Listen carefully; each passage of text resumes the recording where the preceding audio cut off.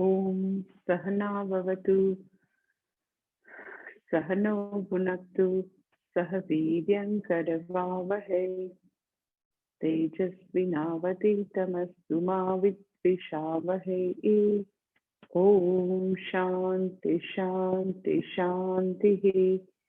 श्रुतिस्मृतिपुराणानाम् आलयं करुणालयं नमामि भगवत्पादं शङ्करं लोकशङ्करं शङ्करं शङ्कराचार्यं केशवं बादरायणं सूत्रभाष्यकृतौ वन्दे भगवन्तौ पुनः पुनः। ईश्वरो गुरुरात्मेति मूर्तिभेदविभागिने व्योमवद्व्याप्तदेहाय दक्षिणामूर्तये नमः। ओम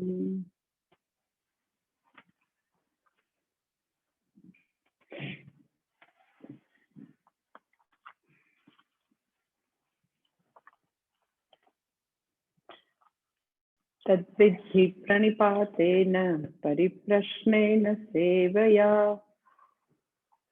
उपदेक्ष्यन्ति ते ज्ञानं ज्ञानिनस्तत्त्वदर्शिनः। यज्ञात्वा न पुनर्मोहम् एवं यास्यसि पाण्डव येन भूतान्यशेषेण द्रक्ष्यस्यात्मन्यथो मयि। अपि चेदसि पापेभ्यः सर्वेभ्यः पापकृत्तमः सर्वं ज्ञानप्लवेनैव दृढिनं सन्तरिष्यसि। यथैधांसि समिद्धोऽग्निः भस्मसात् कुरुते अर्जुन ज्ञानाग्निः सर्वकर्माणि भस्मसात् कुरुते तथा। न हि ज्ञानेन सदृशं पवित्रमिह विद्यते तत्स्वयं योगसंसिद्धः कालेनात्मनि विन्दति। श्रद्धावान् लभते ज्ञानं तत्परः संयतेन्द्रियः ज्ञानं लब्ध्वा परां शान्तिम् अचिरेणाधिगच्छति। चौथो अध्याय 40मो श्लोक करवानो छे आज। अग्नश्चाश्रद्धानश्च संशयात्मा विनश्यति नायं लोकोऽस्ति न परः न सुखं संशयात्मनः।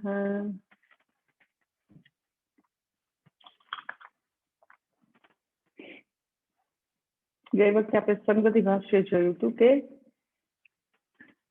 આગળ કીધું કે અગર વ્યક્તિને પૂર્ણ શ્રદ્ધા છે તો શ્રદ્ધાવાન લભતે જ્ઞાનમ। અગર શ્રદ્ધા નથી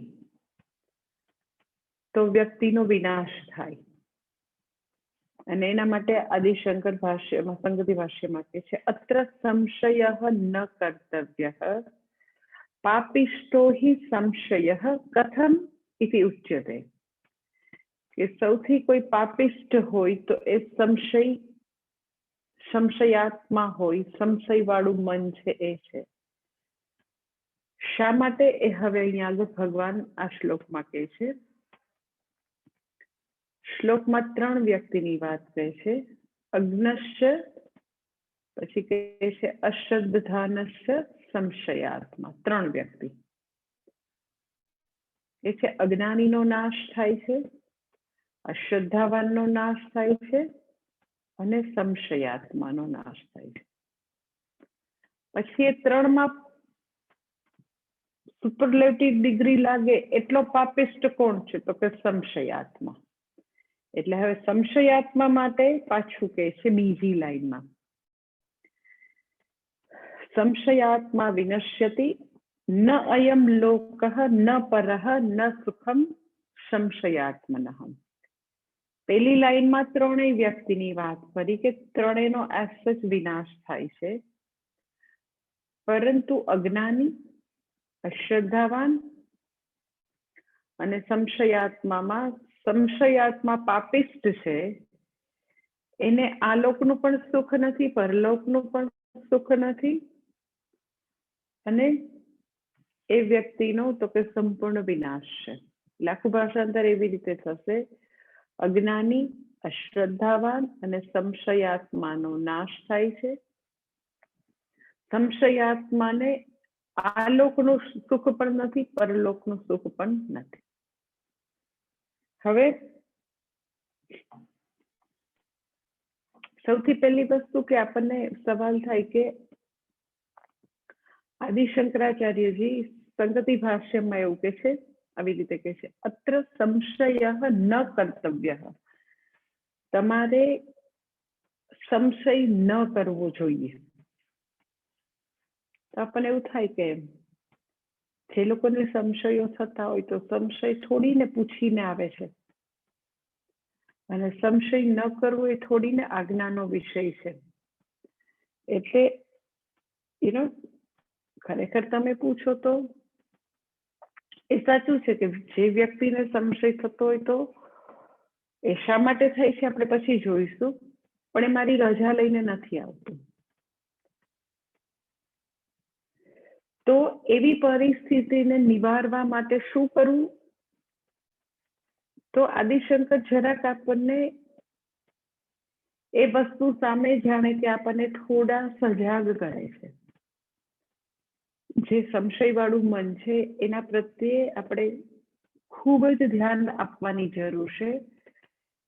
એટલે ઇટ ઇઝ લાઈક કે વ્યક્તિ હાઈવે ઉપર જતી હોય ને એવું કોઈ ભયંકર કોઈ કર્વ, કોઈ એવું વળાંક આવતો હોય કે ત્યાં આગળ એક્સિડન્ટ થવાની પૂરી પોસિબિલિટી હોય, આપણે હિમાલયમાં જતા હોય તો ઘણા બધા કિલોમીટર પહેલા એવા પ્રકારના ડેન્જર છે એવા બોર્ડ આપવા માટે.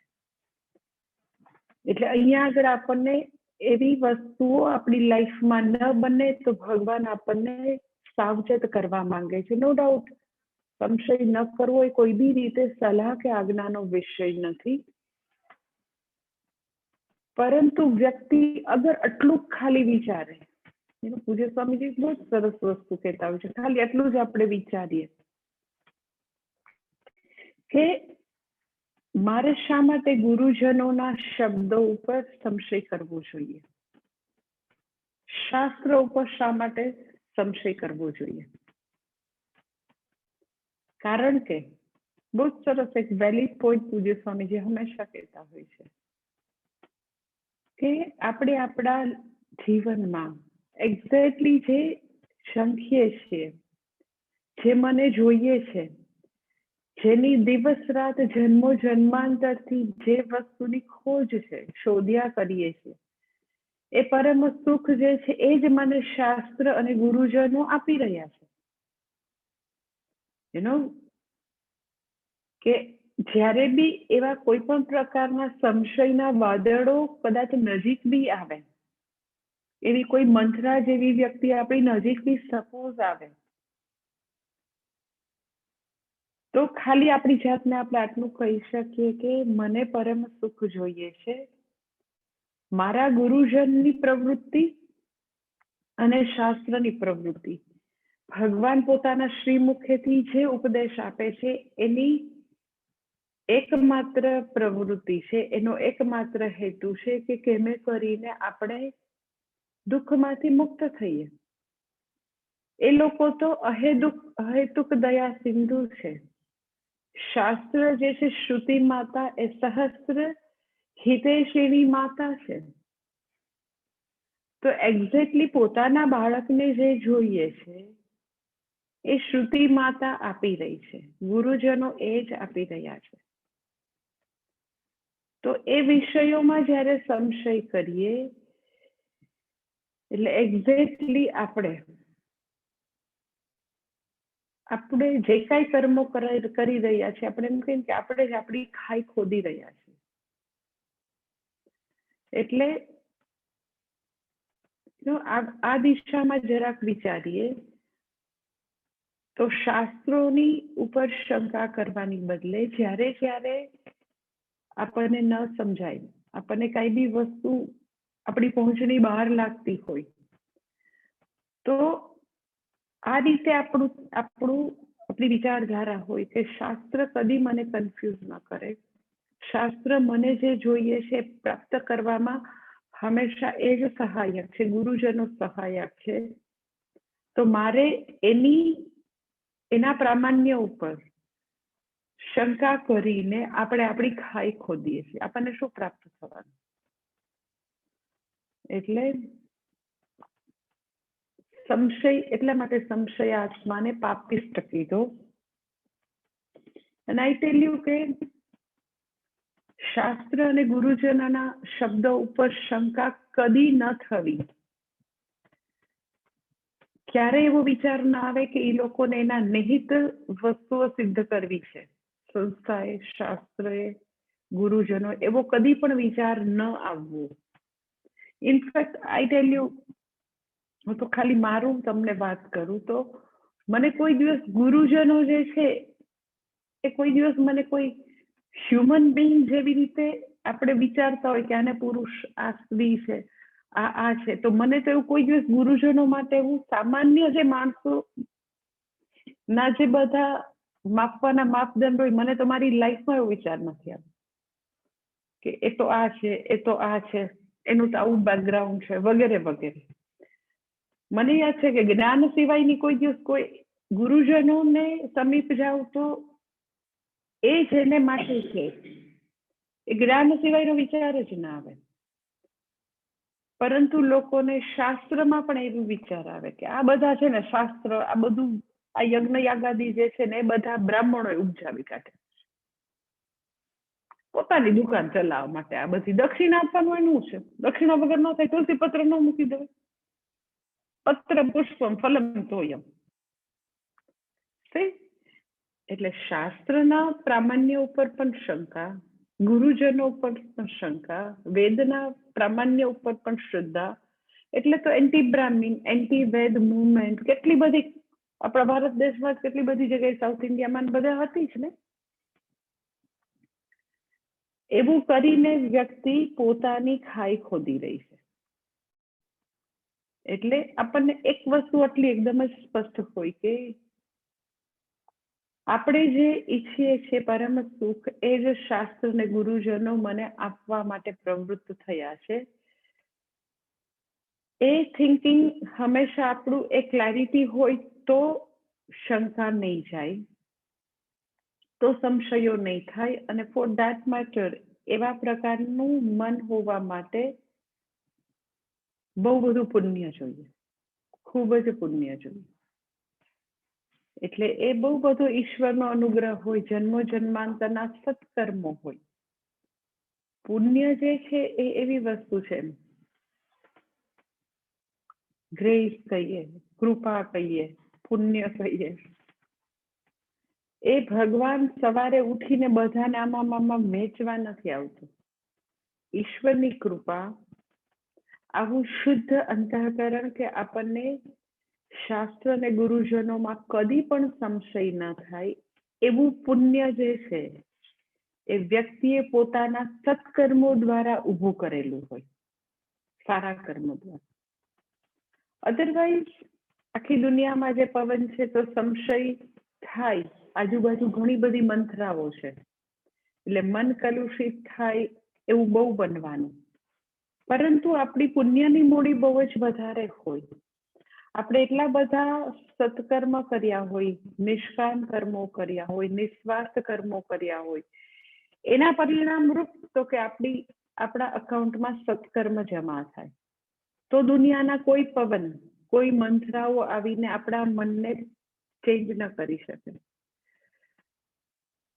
એટલે ભગવદ્ ગીતાના એટલા માટે મેં તમને કીધું કે 2 ચરણ જે છે હંમેશા યાદ રાખવાના, શ્રદ્ધાવાન લભતે જ્ઞાનમ અને સંશયાત્મા વિનશ્યતિ.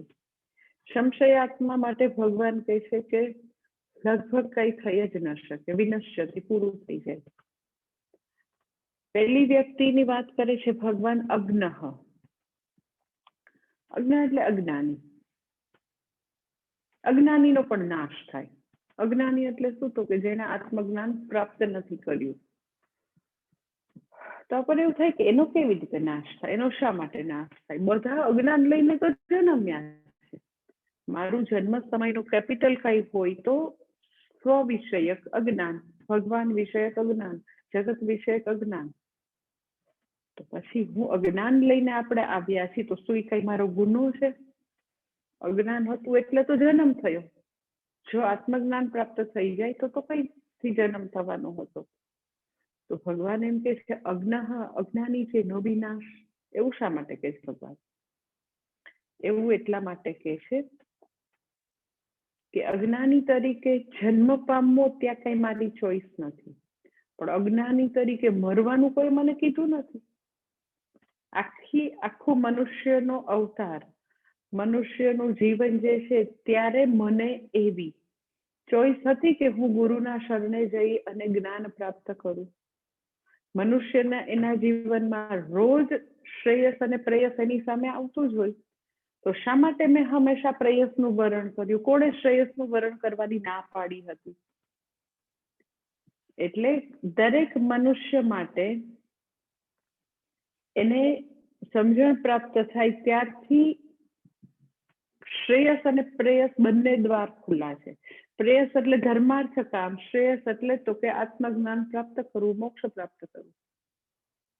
એટલે અજ્ઞાનીનો નાશ છે શા માટે? તો કે બરાબર છે, તને મનુષ્ય જન્મ મળ્યો, બહુ બધા જન્મો જન્માંતરના સુકૃત પછી તને મનુષ્ય જન્મ મળ્યો. તે ચતુર્વિધ પુરુષાર્થમાંથી, ધર્માર્થ કામ અને મોક્ષમાંથી ખાલી 3 પુરુષાર્થમાં જન્મ પૂરો કરી દીધો, મનુષ્ય જન્મ.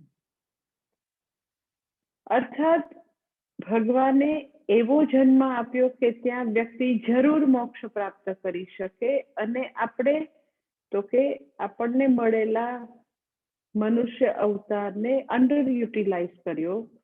એનો પ્રોપર જેના માટે ભગવાને જન્મ આપ્યો તો એવી રીતે નહીં વાપર્યો. એ સેન્સમાં નાશ બરાબર છે. એટલે જે વસ્તુ કોઈ મહાન હેતુ માટે સર્જાયેલી હોય અને આપણે એને ખૂબ જ નિમ્ન કક્ષાના હેતુ માટે એનો ઉપયોગ કરતા જ રહીએ પૂરી લાઈફ, તો એ પણ એક પ્રકારનો નાશ બરાબર છે. એ સેન્સમાં કે છે કે આખું મનુષ્ય જીવન અર્થ કામ માટે પૂરું કરી દેવું એ નાશ બરાબર છે. એટલે કે છે અજ્ઞાનીનો નાશ છે.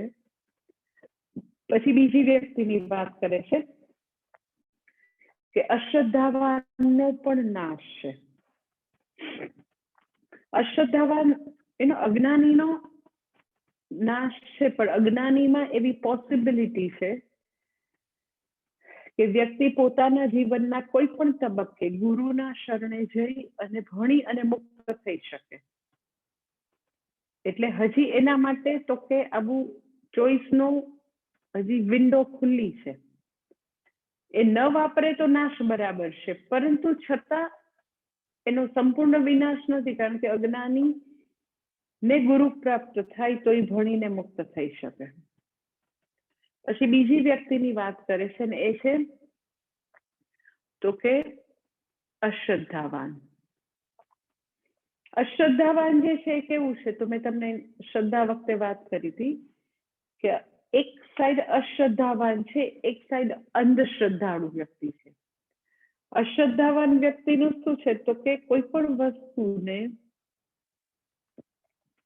એની ઉપર લાંબો વિચાર કર્યા વિના ખાલી બહારથી બધું સાંભળીને એ વસ્તુઓને, એ વ્યક્તિને જે કઈ બધું ડિસમિસ કરે કે કઈ પૂજા કરવાની જરૂર નથી, મંદિરે જવાની જરૂર નથી, ગીતા ભણવાની જરૂર નથી, એ બુઢા થાય ત્યારે જોશું. એટલે ભગવદ્ ગીતામાં શું છે એ ખોલીને જોવે નહીં, પ્રેયર શેને માટે છે એ વિચારે નહીં. એટલે વિચાર વિના બધી વસ્તુને ડિસમિસ કરી દેવી, ધેટ ઇઝ અશ્રદ્ધા. તો અશ્રદ્ધાવાળી વ્યક્તિ જે છે એમાં એવી પોસિબિલિટી છે કે એ વ્યક્તિને એ જે બી વસ્તુને ડિસમિસ કરે છે વિચાર વિના, તો એને વિચાર કરતો કરી શકાય ખરું કે એને એવું થાય કે ના, પ્રાર્થનાની કઈ જરૂર નથી, જપની જરૂર નથી, તો તમે એને થોડું લોજિકથી સમજાવો, થોડું શાસ્ત્ર પ્રમાણથી સમજાવો, કોઈના અનુભવ, પોતાના અનુભવથી સમજાવો, તો અશ્રદ્ધાવાનમાં પણ પોઈન્ટ ઓફ નો રિટર્ન એવું નથી, પણ પાછો ફરી શકે એ વ્યક્તિ. કારણ કે આ જ અશ્રદ્ધાવાન વ્યક્તિના મનની સ્લેટ કોરી છે.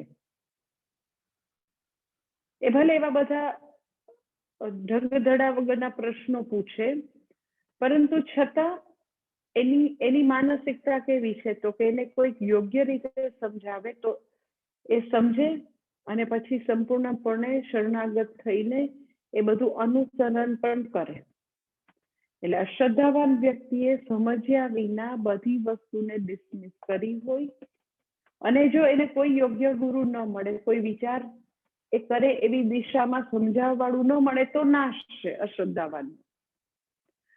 પરંતુ અશ્રદ્ધાવાન વ્યક્તિનું હજી પણ તો કે એને પણ તો કે મુક્તિનું દ્વાર ખુલ્લું છે, પ્રોવાઇડેડ એને યોગ્ય વ્યક્તિઓ મળે તો.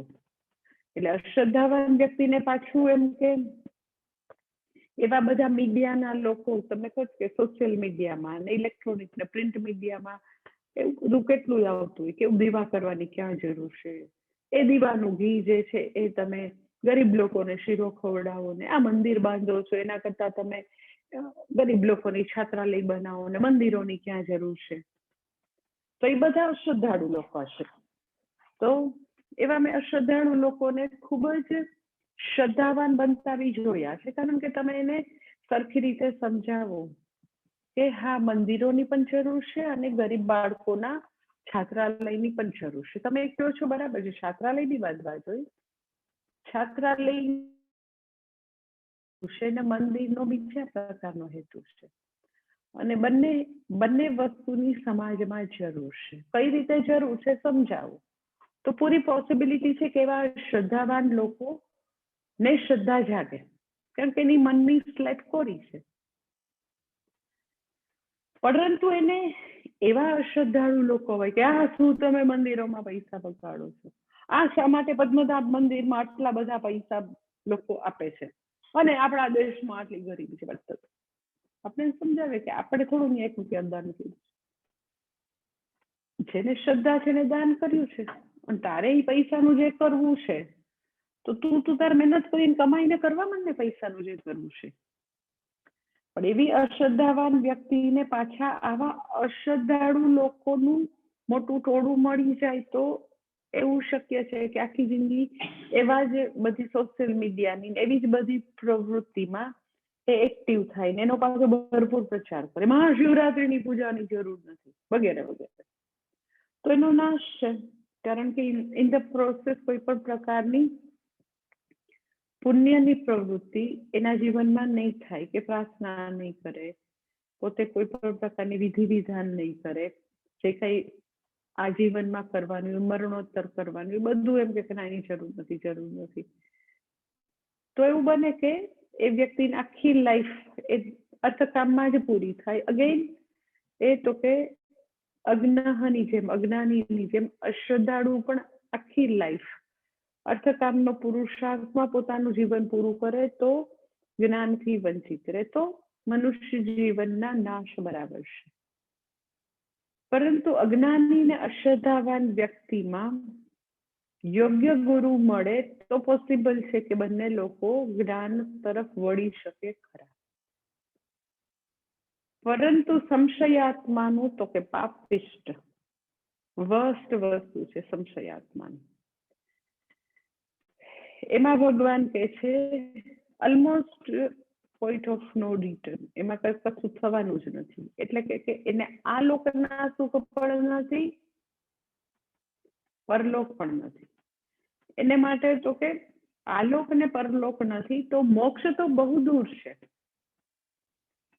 એટલા માટે અત્ર સંશય ન કર્તવ્ય. સંશય જે છે એ શું છે, તો કે પેલા સંશય શું છે એ સમજીએ, અને ક્યાંથી આવે છે સંશય એ સમજીએ આપણે. તો કે સંશય જે છે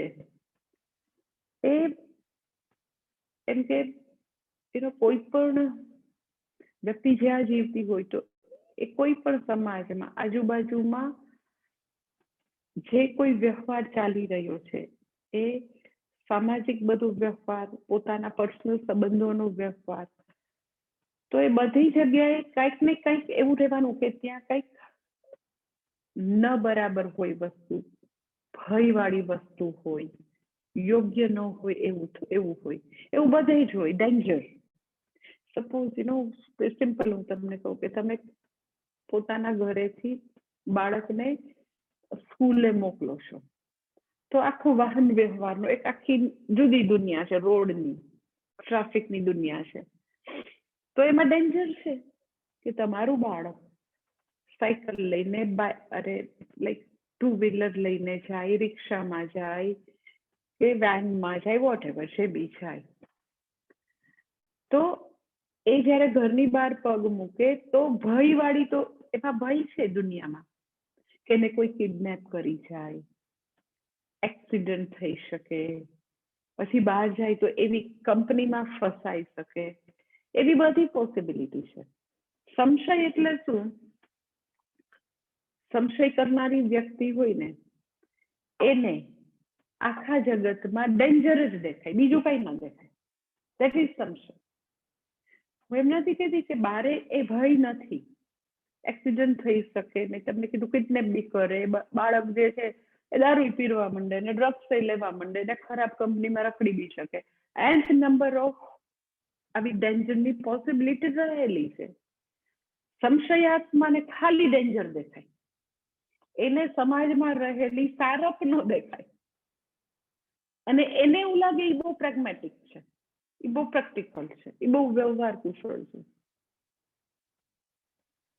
એને એવું ન દેખાય કે 365 દિવસમાંથી 364 દિવસ મારું બાળક સવારે સ્કૂલે જાય અને એ એવું ને એવું સેફ ઘરે આવે છે. કોઈક વાર પડી જાય, કોઈક વાર વાગી નહીં આવે છે, તો 5% એવા તો શું વાંધો છે, સારું થઈ જશે 15 દિવસમાં. પરંતુ એને પડી જાય સાયકલ ઉપરથી, એ 2 કલાક મોડું આવે, કોઈકની સાથે ઝઘડો થાય, એવી જે પોસિબિલિટી છે, જે 1% હોય, 0.001% હોય, વોટ એવર, તો એને એવી જે પોસિબિલિટી હોય ડેન્જર વાળી, એવું એની ઉપર જ એનું જીવન ફોકસ હોય. દેટ ઇઝ કોલ્ડ સંશયાત્મા. તો આઈ ટેલ યુ, તમે બધે જ્યાં બી તમે એવું જોવા જાઓ, ક્યાંય બી જોવા જાઓ, તો બધે એવું તો બધે હશે જ. લાઈક કે એવી વ્યક્તિ આશ્રમમાં આવે ને, પછી બહુ નજીક નહીં જવાનું મેનેજમેન્ટમાં, પછી ત્યાં બધું પોલિટિક્સ હોય ઇન્ટરનલ. બરાબર છે, તમારા ઘરમાં હશે પોલિટિક્સ, તમારા ઘરમાં ઝઘડા હશે, તો એકદમ એટલે એકદમ અતિશય આવી શુદ્ધ જગ્યાએ જશે તોય એને ત્યાં જે આખો સંસાર જે છે એ બધે અપૂર્ણ છે, બધે અધૂરપ છે, ખાલી ભગવાન પૂર્ણ પુરુષોત્તમ છે, બાકી તો બધે એવું જ રહેવાનું, બધું મિશ્રણ જ રહેવાનું.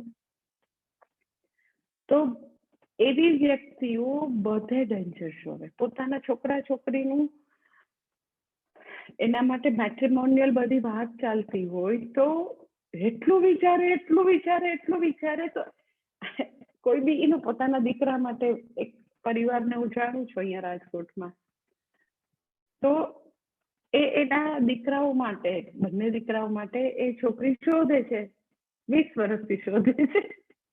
તમે જન્મ્યો ત્યારથી શોધે? ના, 22 વર્ષનો તો ત્યારથી શોધે છે, 20 yearsથી. તો એ સામે જે પાત્ર છે, જે છોકરીમાં જોવાનું હોય, તો એ 80% બધું પ્લસ હોય, પણ 20% તો ડેન્જર હોય જ, કે ખૂબ જ ઝઘડાવાળી હશે, એગ્રેસિવ હશે, ફલાણું હશે, ઢીકણું હશે, એ જે બી આપણે કહીએ તો હોય, એમાં શું છે, હશે તો એનો રસ્તો કાઢશું, જોઈ લેશું ત્યારે શું કરવું એમ. પણ એ 20 વર્ષથી એ 20% ડેન્જર વાળી વસ્તુ કોઈ રિલેશનશીપમાં, જેનાથી ડિવોર્સ થઈ શકે, એ વ્યક્તિ પૈસા પડાવી લે, એ વ્યક્તિ કોર્ટમાં જઈને પછી એની પ્રોપર્ટી ઉપર દાવો કરે, વગેરે વગેરે, એવી 20% જે વસ્તુઓ બની શકે એની ઉપર 20 વર્ષથી ફોકસ કરે છે. મને પૂછતા નહીં એની ઉંમર કેટલી છે, તમે ગણી લેજો. You can imagine. એની સાથેના છોકરાઓ જે છે, એના ફ્રેન્ડ, એની છોકરીઓ અત્યારે 20 વર્ષની થઈ ગઈ, પરિણામા જેવડી, અને પરિણામ છે ને કોલેજમાં આવી ગઈ છે એની છોકરીઓ. એનીવે, દેટ ઇઝ કોલ્ડ સંશયાત્મા, કે એને બધી જ જગ્યાએ તમે એક બી વસ્તુ હાથમાં લ્યો, એક બી વસ્તુ લાઈફની, આપણા જીવનના પાસામાં, એ ચાહે સંબંધો હોય, ચાહે પૈસાની વાત હોય, ચાહે આવી રીતે બહારની દુનિયામાં લોકો સાથે આર્થિક વ્યવહારની વાત હોય, ક્યાંય બી તમે વાત કરો તો એ સીધું એમાં જે એવી કોઈ પણ પ્રકારની ભયજનક વસ્તુ હોય, નુકસાનીની વાત હોય, તકલીફ વાળી વાત હોય, એ પહેલા કરશે. એટલે હું તમને ઘણી વાર વાત કરતી છું કે મને એટલી બધી તકલીફ થાય કે લોકો સૌથી પહેલા એની જ વાત કરવા માંડે, તો હા છે, એને જોશું આપણે, પણ પેલા કામ તો કરવા માંડો. એવી જે 10, 15, 20% વસ્તુ હિડન છે કે જે આપણે મુશ્કેલીનો સામનો કરવાનો આવશે ત્યારે જોશું, પણ દરેક એવી એ બધા વસ્તુમાં ડેન્જર તો છુપાયેલું જ છે. પણ સંશયાત્મા મીન્સ કે એને એ જ દેખાય. તો એવી વ્યક્તિઓનું ઇન્વેરિયેબલી એવું હોય કે એ લોકો સોસાયટીની જે સારપ છે, લોકોમાં જે સારપ છે, એ બધી ન જોઈ શકો. બધા ચોર જ છે, કોઈનો વિશ્વાસ કરાય જ નહીં. જમાનો કેવો છે, ક્યાંય વિશ્વાસ કરો, સગા દીકરા નહીં ન કહેવાય, કોઈનો વિશ્વાસ. બરાબર છે, એવું છે એની સાથે તો કે એવા શ્રવણ જેવા દીકરા પણ હોય. એટલે સોસાયટીમાં જે ગુડનેસ છે એ એને ન દેખાય. એ નથી એવું નથી કહેતી, એટલે હું એવું નથી કહેતી વિશફુલ થિંકિંગ કે બસ બધું સારું સારું છે, બધું બરાબર થઈ જશે, ગુડી વાત એવું નથી કહેતી. તમે બરાબર સમજજો કે એવી જે ડેન્જર વાળી વસ્તુ છે એ દરેક આપણે આપણા ઘરની બહાર એક વસ્તુ નહીં, તમે ઘરમાં પણ તમારું કામકાજ કરતા હો તો બધે જ એવી ભયજનક વસ્તુ છે. તમે ખાલી બાથરૂમમાં સ્નાન કરવા જાઓ તો પણ તમે પડી જાઓ તો સ્નાન કરવાનું થોડું મૂકી દેવાનું. કેટલા લોકો, બુઢા લોકો નથી પડી જતા બાથરૂમમાં. તો બધે જ ભયજનક છે, પણ એટલે આપણું જીવન જે છે એ થંભી નથી જતું. આપણે આપણા જીવનના બધા કાર્યો કરતા જ રહીએ છીએ. એટલે સંશયાત્માને બધે જ ડેન્જર દેખાય, બધી જ જગ્યાએ એનું ફોકસ ત્યાં જ હોય. પ્રેગ્મેટિક કે પ્રેક્ટિકલ કે બુદ્ધિમાન વ્યક્તિ એ છે કે એવા સંજોગો, એવી વસ્તુ એના બેક ઓફ ધ માઇન્ડ હોય, ગણતરીમાં પણ લીધી હોય, અને એને ખબર હોય કે આપણે મેનેજ કરી લેશું. એવું તો હોય જ. બધું 100% 100% શુદ્ધ સોનું પહેરી બી નથી શકાતું, ત્યાં બી બેડતર કરવી પડે તો તમે ગરણા પહેરી શકો, એવું હોય જ નહીં. એટલે સંશયાત્માને સોસાયટીની ગુડનેસ ક્યાંય ન દેખાય, એટલે એવા લોકો રિલેક્સ ન થઈ શકે. બધી જગ્યાએ એને ભય, બધી જગ્યાએ આવું પ્રકારનું નેગેટિવ વસ્તુઓ જે છે એને હું નેગેટિવ નહીં કહું, એને હું કહીશ કે એ એવું જ છે. આખી દુનિયા એવા બધા મિશ્રણની જ બનેલી છે. ત્યાં ફોકસ કરવાથી એ રિલેક્સ ન થઈ શકે. એ સંશયાત્મા છે. એટલે શું થાય ઇન ધ પ્રોસેસ, તો કે જે કે છે ન અયમ લોક, તો એવા લોકોને આ લોક નથી. આ લોક ક્યારે મળે તમને? મેં તમને કીધું કે દીકરાનું વ્યભિચાર કરવું છે તો તમે 20 વર્ષ સુધી તમે ખાલી એવું જ જોયા કરો. છોકરી એના પરિવારમાં ના, પણ માતાજી એને 2 જ દીકરીઓ છે ને પછી બધું મને કે મારા દીકરા ઉપર બધું આવી જાય. એના પેરેન્ટ્સની જવાબદારી મારા દીકરા ઉપર આવી જાય. પછી એક છોકરી હતી તો એ સરસ લાઈક કે એમએ વિથ સમ સબ્જેક્ટમાં હતું. અરે પણ એમએ વિથ સોશિયોલોજી કઈ ભણતર કહેવાય માતાજી. પછી એક છોકરી મને એમ છે રેડિયોલોજીસ્ટ કેવી હતી. અરે પણ આટલી પ્રોફેશનલ છોકરીઓ ઘરે પછી શું કામ કરી શકે?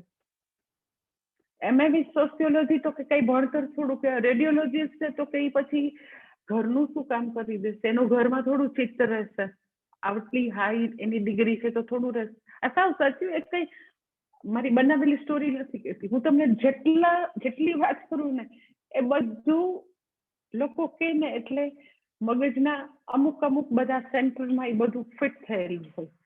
જ્યારે પ્રવચનમાં જેની જરૂર હોય તો એ સેન્ટરમાંથી આવતું હોય, પણ એ લગભગ મારી કોઈ બનાવેલી સ્ટોરી હોતી જ નથી. બધું લોકોએ મને કીધે જુદા જુદા પ્રસંગો. એટલે તમે જો કે ન અયમ લોકહ, જે વ્યક્તિ આવું બધી જગ્યાએ ભય જ જોયા કરે તો એને આ લોકનું સુખ દાદા દાદી બનવાનું, આ લોકમાં પોતાના સંતાનોને ડાળે વળગેલા જોવાનું, એ કઈથી મળવાનું? એટલે સંતાન ડાળે જ ન વળગે તો એના સંતાનની તો વાત જ નથી. એટલે ન અયમ લોક, કારણ કે એને બધા જ લોકોમાં ઘરે આવે તો એને રાત્રે બધું ક્રાઇમ પેટ્રોલ ને સાવધાન ઇન્ડિયા જોઈને ઉઠતા હોય. તો મેં કીધું કે પણ રાખો ને, મેં એક કોઈ કપલ હતું તો અરે માતાજી જમાનો કેવો ખરાબ છે, એ 24 કલાક ના કે રખાય જ નહીં. તમે ક્રાઇમ પેટ્રોલમાં નથી જોતા? તો મેં કીધું જોઈને આને ક્રાઇમ પેટ્રોલ જોઈને જ રાત્રે સુવાનું ગુજે છે.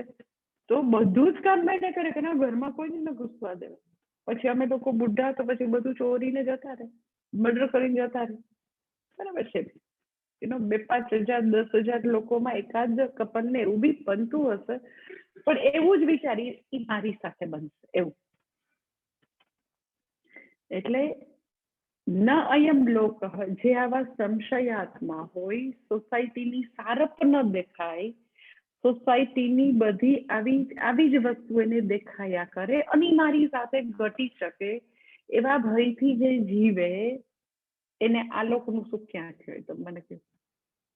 એટલે સંશયાત્મા જે છે એ બધી જ જગ્યાએ સંશય કરે. એમ કે પતિ પત્ની હોય ને તો એ બે એકબીજાની ચોકી પેરો કરતા હોય. અમારે લોકોને, મને ખબર નથી કે એ લોકોને જોઈ બધાને હોય કે નહીં, પણ અમારે જે ઇલિટરેટ જે ટ્રાઇબલ લોકો અહીંયા કામ કરે છે, અતિશય સંશય વાળા, અતિશય સ્પાઉસ માટે. પરસ્પર હશે કે નહીં મને ખબર નથી, પણ જે બધા હસબન્ડ હોય એની ઘરવાળી ભૂલથી પણ કોઈ મેડ મેમ્બર સાથે વાત કરે તો એ મેડ મેમ્બર સાથે ઝઘડવા ન જાય. એ જે લેડી હોય એની પોતાની વાઈફ, એને એટલું બધું ફિઝિકલી એને હિંસા કરે, તમે કોઈ દિવસ જોઈ જ ન શકો. એટલી ક્રૂરતા છે. It just can't imagine. એટલે એ બધા ઇલિટરેટ, એ બધા લોકો છે. થોડી એમ કે ભણેલા ગણેલા લોકો હોય તો પણ મેં જોયું છે કે જે લોકો સંશયાત્મા હોય તો ઇન્વેરિયેબલી વાઇફ હોય તો એમ કે હસબન્ડને ત્યાં આગળ ઓફિસમાં બહેનો પણ હોય તો ખાલી ઘરે ફોન આવે તો પણ એ તો કે ટોટલી ભાંગી પડે કે હવે બસ પૂરું થઈ ગયું, અમારા સંબંધોનું પૂર્ણ વિરામ લાગી ગયું. તો હસબન્ડ ખાલી એની સેક્રેટરીનો ઘરે ફોન આવે તો બી વાઇફને તો કે તકલીફ થવા માંડે. તેથી સંશયાત્મા કે ખાલી એમ કે ઘરની બહાર નીકળે તો કંઈક કામ કરવા માટે નીકળ્યા હોય તો હવે બિચારા બધા એનિમલ છે એ આપણે એટલા બધા મકાનો બાંધી દીધા હોય તો એને રહેવાની ક્યાંય જગ્યા ન હોય તો બિલાડી બિચારી આડી ઉતરે. એ જાય ક્યાં એને ક્યાંય ન તો ડોગ્સને રહેવાની જગ્યા આપી, ન તો બિલાડીને રહેવાની જગ્યા આપી, ન તો બિચારા એલિફન્ટ ને લાયનની જગ્યા છોડીએ છે. આપણી તો કેવી એટલી ખરાબ મેન્ટાલિટી છે. એટલે કે કોઈમાં આશ્રમ છે તો એ આખું નામ જ એવું છે અનાઈકટી, એટલે જ્યાં આગળ બધા હાથીઓનું રહેઠાણ હોય તો ત્યાં મોટા કેટલા વર્ષોથી બંગલાઓ ને મોટા બધા ઇન્સ્ટિટ્યૂટ બાંધી દીધી. તો હાથી જાય તો જાય ક્યાં? તો એ બધા પ્રાણીઓ તો આડાઅવડા આપણને મળવાના જ ને બધે. તો એ વ્યક્તિ ઘરની બહાર નીકળે, બિલાડી એના બચ્ચાને લઈને જતી હોય, બિચારી ક્યાંક જતી હોય તો કે બસ હવે મારું કામ સફળ થવાનું છે. એટલે એટલું ભયંકર આમ સુપરસ્ટિશિયસ બધી વસ્તુમાં માને જવાની વાત જ જવાની. તો એ બધા સંશયાત્મક તમે જોયું હશે કે એને ત્યાંથી જ એનો મૂડ આઉટ થઈ જાય કે હવે કામ મારું સફળ નથી થવાનું, અને હું જ્યારે કામ શરૂ કરું તો આવું જ થાય. એટલે આવા બધા સંશયાત્મા જે છે એને તો કે આ લોકનું સુખ નથી. તો આપણને એવું થાય કે આવું સંશયાત્મા જે છે એમ કે વ્યક્તિની આવા પ્રકારની માનસિકતા ક્યાંથી આવી, બધે એને સંશય જ થાય. એટલે વિચાર કરો કે એને જો વ્યવહારિક જગતની બધી વસ્તુમાં ડેન્જર દેખાતું હોય તો તમને લાગે છે કે એને કોઈ ધર્મની વસ્તુમાં બહુ શ્રદ્ધા બેસી જાય? તો મેં તમને આની પહેલા વાત કરી હતી કે એક બેન જે છે એને કોઈ નહીં, આપણા જ બ્રાહ્મણે કીધું હતું કૌશિકભાઈ ની લોકોએ કે તમારે તમારા હસબન્ડ માટે આ યજ્ઞ કરશો તો બહુ જ તમારું ગૃહસ્થ આશ્રમમાં શાંતિ અને સુખ આવશે. તો એટલું મોટું આયોજન આપણે કરેલું, 10 વર્ષ પહેલાની વાત કરું છું, તો બહુ જ મોટું હતું. એમ કે સવારે 8 થી બપોરે 3-1 વાગ્યા સુધી ચાલે એવું હતું યજ્ઞ. તો બ્રેકમાં ઈ બેન મને કે આ ધુમાડાથી શું થવાનું, મત જ કેટલા બધા બ્રાહ્મણોને ભેગા કરીને ખરેખર. અને એનો મને પાછો શું ત્યારે ઉત્સાહ ચડી ગયો એને હેલ્પ કરવા માટેનો. એટલે પૂરેપૂરું આયોજનથી માંડીને એ બેન આહુતિ આપે બધામાં મેં એમ મારો સમય અને શક્તિ આપ્યા કે ભલે એમ કે કેમે કરીને સારું થતું હોય તો મને એ બ્રાહ્મણો બધા ચાય પીવા માટે થોડું ફ્રેશ થવા માટે ગયા, મારી સાથે એકલા પડ્યા. તો યજ્ઞશાળામાં મને કે આ ધુમાડાથી કાંઈ ન થાય, તમને લાગે છે એની મતિ સુધરે કાંઈ, અને અમારી બેનું કાંઈ સારું થાય. તો જે વ્યક્તિને વ્યવહારિક વસ્તુઓ છે એમાં બી કોઈ પણ પ્રકારની ક્યાંય શ્રદ્ધા નથી, ક્યાંય એને સોસાયટીની સારી વસ્તુ ગુડનેસ નથી દેખાતી, ડેન્જર દેખાય, નકામું છે દેખાય, બધે આવું ભય જ દેખાય. તો શાસ્ત્રમાં જે બધી વસ્તુઓ વર્ણવેલી છે, પૂજા છે, યજ્ઞ છે, યાત્રા છે, ગુરુ સેવા છે, શાસ્ત્રનું શ્રવણ છે, જપ કરવા, એ બધું તો કેટલી બધી પુણ્ય અને શ્રદ્ધાનો વિષય છે. તો આલોક પણ નથી, પરલોક શેનાથી બને? તો કે તમે ગુરુ સેવા શુશ્રૂષા કરતા હોય, તમે જપ તપ કરતા હોય, યજ્ઞ કરતા હોય, યાત્રા કરતા હોય, એ બધાથી ટીપે ટીપે પરલોકના પુણ્યનું ભાથું બંધાય. આપણું ડેથ થાય પછી આપણે ઉચ્ચ લોકમાં જવું, પછીથી મનુષ્ય જન્મ મળે તો આપણે સારી જગ્યાએ ગુરુજનોને મળીએ, એવું ક્યારે થાય? તો કે અત્યારે મનુષ્ય જન્મમાં કંઈક પુણ્ય કર્મ કરીએ. તો પુણ્ય કર્મ ક્યારે કરે? તો કે વ્યક્તિને અદ્રષ્ટ ઉપર શ્રદ્ધા હોય કે આજે હું યજ્ઞની વેદીમાં ઘી હોવું છું મંત્ર બોલીને, તો મને એ અદ્રષ્ટ છે કે હું ઘી હોવું છું, તો એ અગ્નિ દેવતા ટપાલી બનીને મારો મંત્ર એ જે દેવતા છે ત્યાં સુધી મારું જે આહુતિ છે એ પહોંચાડે છે. એ મને શાસ્ત્ર કહે છે. તો મને શાસ્ત્રમાં પરમ શ્રદ્ધા છે કે એ હુતવહ છે, એ અગ્નિ દેવતા પહોંચાડે છે ને એ દેવતા મારી ઉપર અનુગ્રહ કરશે. તો એ એસેજ મને મારી ચર્મચક્ષુથી નથી દેખાતું, નરી આંખે નથી દેખાતું. આપણે કર્મ કરીએ છીએ એ આપણને દ્રષ્ટ છે, પણ આપણે હોવેલા ઘીથી, આપણે બોલેલા મંત્રોથી આવું પુણ્ય ઉત્પન્ન થાય. એ કાર્યકારણ રિલેશનશીપ જે છે એ અદ્રષ્ટ છે. તો મારે શ્રદ્ધા રાખવાની છે. તો શ્રદ્ધા જે છે એ પુણ્યથી છે. તો એવા સંશયાત્મા તો પાપિષ્ટ છે, એની પાસે તો પુણ્ય છે જ નહીં. એટલે મને એમ કે આ ધુમાડાથી હું થવાનું માતાજી, સમજાય? તો પરલોકનું હવે પછીના જન્મનું ભાથું પણ નથી બાંધી શકતી. આ જન્મે પણ તો કે એ દુઃખી, કારણ કે જ્યાં ને ત્યાં એને ભય જ દેખાય, બીજું દેખાય જ નહીં. બધા નકામા છે. સોસાયટીમાં કોઈનો વિશ્વાસ કરવા જેવું નથી. આ રાજકારણી પણ નકામા, આ બધા સાધુ સંતોના જોને કેવા બધા કૌભાંડો આવે. કોઈ સંસ્થામાં પછી નજીક નહીં જવાનું, અને પૈસાનું બરાબર ધ્યાન રાખજો. આ પછી છોકરાનું એનો બહુ વિશ્વાસ નહીં કરવાનો. એટલી પાસે તમને આવી જ બધી વાતો. તો ન તો આ લોકમાં એને ક્યાંય ભરોસો, તો એને કઈ સત્કર્મ કર્યા હોય. પરલોકનું ભાથું માટે તો કે આ બધા પુણ્ય કર્મ કરવા પડે, એમાં બી એને કઈ ભરોસો નથી. કોઈ શ્રદ્ધા નહીં, એક પણ પ્રકારની શ્રદ્ધા નહીં. એટલે સંશયાત્મા પાપિષ્ટ છે, કારણ કે જે વ્યક્તિને સંશય ન થાય ને, એટલીસ્ટ આ જન્મમાં તો ખાઈ પિલ્લર કરી શકે. આ તો ખાવાની વસ્તુ એમ કે પણ એમાં એટલા પેસ્ટિસાઇડ સાથે ને એટલા કેમિકલ હોય ને, કેવી રીતે ખાવું? પછી એ દવા લઈને એની આવી અસર છે. પછી આ કરીએ ન તો ખાઈ પી શકે. એટલે જોજે સંશયાત્મા એકદમ ટિપિકલ એની પર્સનાલિટી હોય.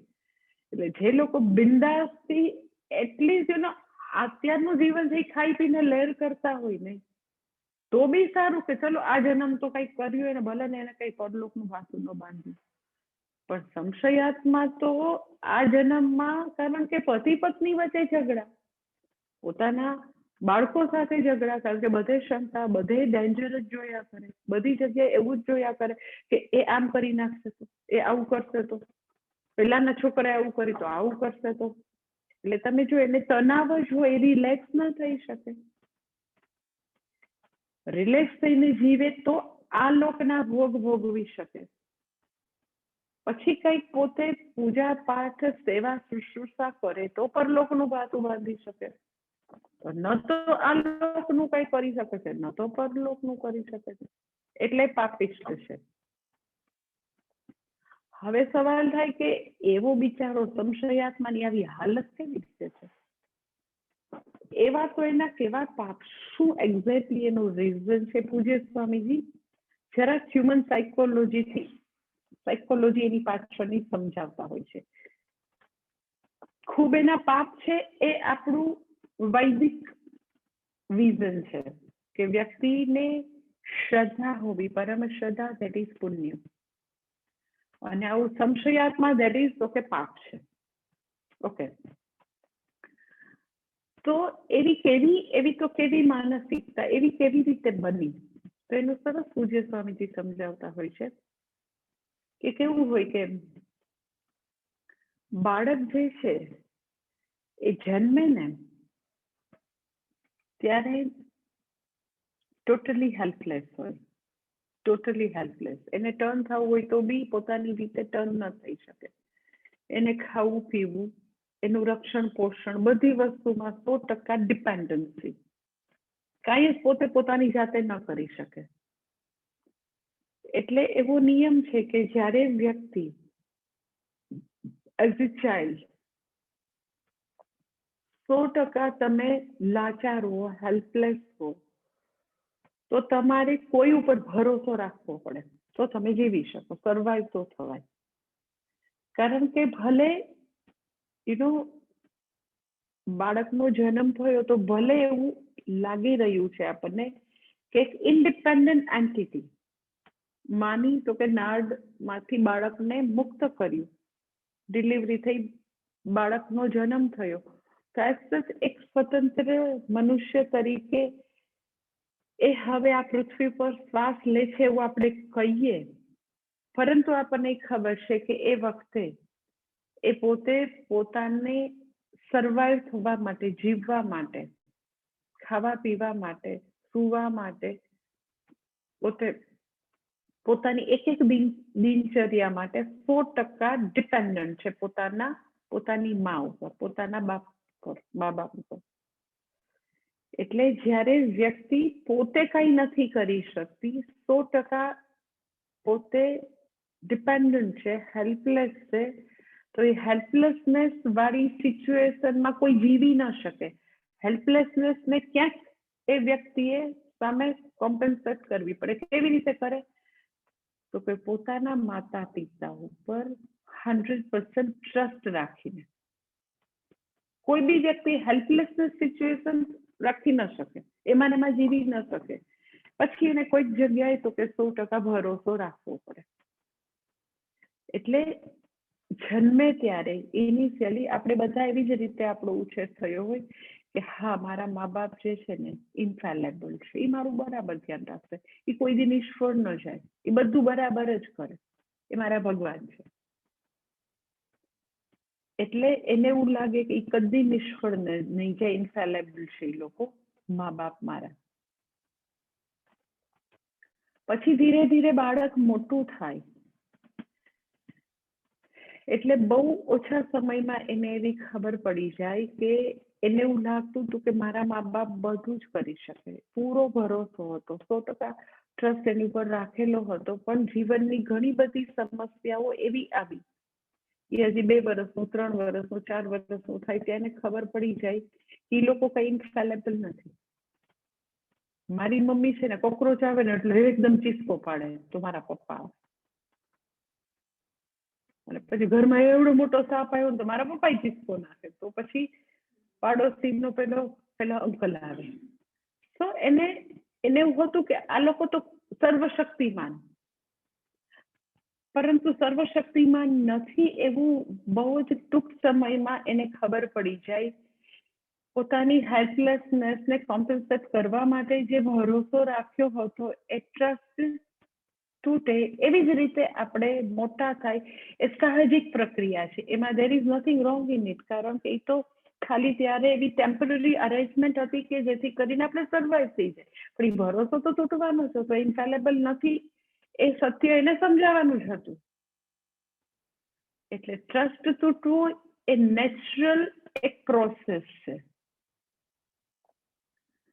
પરંતુ અમુક એવા ખૂબ જ દુઃખદ સંજોગોમાં જે બાળક પસાર થયું હોય, બહુ વધારે પડતા વિપરીત સંજોગો હોય, માતા પિતાના અને પોતાના ચાઇલ્ડહુડના બહુ જ અતિશય ખરાબ સંજોગો હોય, કે એ લોકો જે લાઈક કે આલ્કોહોલિક ફાધર છે, ડ્રગ્સ એડિક્ટ છે, ભયંકર ઝઘડા થતા હોય, સિંગલ પેરેન્ટ વાળું હોય, એટલે બહુ જ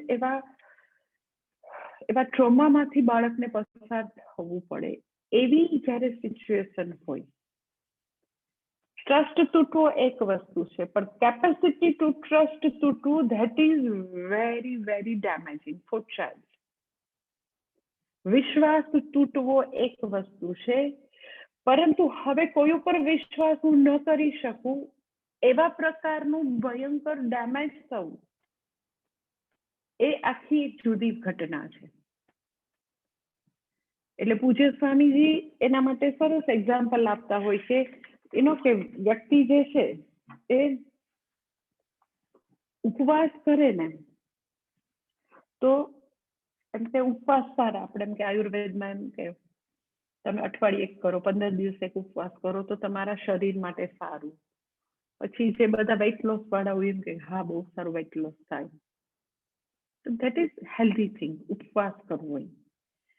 પરંતુ ભૂખમરો જે છે એ હેલ્ધી વસ્તુ નથી. એનાથી તો કે પછીથી એક સમય એવો આવે કે આપણા વાઇટલ અંગો જે છે એ ખવાતા જાય, આપણે એને પોષણ ન આપીએ તો એ બધું અંદરથી ખવાતું જાય. એટલે ઉપવાસ અને ભૂખમરો જેમ જુદી વસ્તુ છે, એમ ટ્રસ્ટ તૂટવો અને કેપેસિટી ટુ ટ્રસ્ટ એ જતું રહેવું, કોઈ ઉપર તમે ટ્રસ્ટ મૂકી જ ન શકો એવી ભયંકર સ્થિતિ થવી એ સાવ જુદી વસ્તુ છે. ટ્રસ્ટ તૂટવો તો એ ખબર છે કે એવી જ રીતે બાળકનો ઉછેર થવાનો. નૈસર્ગિક રચના જ એવી છે કે પહેલા શરૂઆતમાં પોતાના માતા પિતાને ઇન્ફેલેબલ તરીકે જોવે, પછી એ બી પણ સામાન્ય માણસો જેવા ફેલેબલ છે, એ પણ નિષ્ફળ જાય, એ પણ એની પણ લિમિટેશન છે એવું સમજે બાળક. પરંતુ હવે એટલા બધા ટ્રોમેટિક સિચ્યુએશનમાંથી બાળક પસાર થયું છે કે હવે કોઈ ઉપર વિશ્વાસ જ ન કરી શકે, બધે એને ડેન્જરસ દેખાય. એવા લોકો પછી કાળક્રમે થઈને તો કે સંશયાત્મા બને. તો આપણને એવું થાય કે આવા સંશયાત્માને હેલ્પ કઈ રીતે કરી શકાય. એટલે પૂજ્ય સ્વામીજી એની પણ સરસ વાત કરતા હોય છે, જે બધું હ્યુમન સાયકોલોજીની પહેલામાં સ્વામીજી વાત કરતા હોય છે. અહીંયા આગળ તો ભગવાને એવું જ કીધું છે, સંશયાત્મા વિનશ્યતિ, પરંતુ અગર આવી સ્થિતિમાંથી કોઈ વ્યક્તિ પસાર થઈ છે તો એ પોતાની જાતને કેવી રીતે હેલ્પ કરી શકે એનું પણ સ્વામીજી થોડુંક હ્યુમન સાયકોલોજીની સમજ આપે છે. ચાલે જોઈએ. ઓમ પૂર્ણમદ પૂર્ણમિદં પૂર્ણાત પૂર્ણમુદચ્યતે પૂર્ણસ્ય પૂર્ણમાદાય પૂર્ણમેવાવશિષ્યતે. ઓમ શાંતિ શાંતિ શાંતિ. हरिः ओम श्री गुरुभ्यो नमः. हरिः ओम.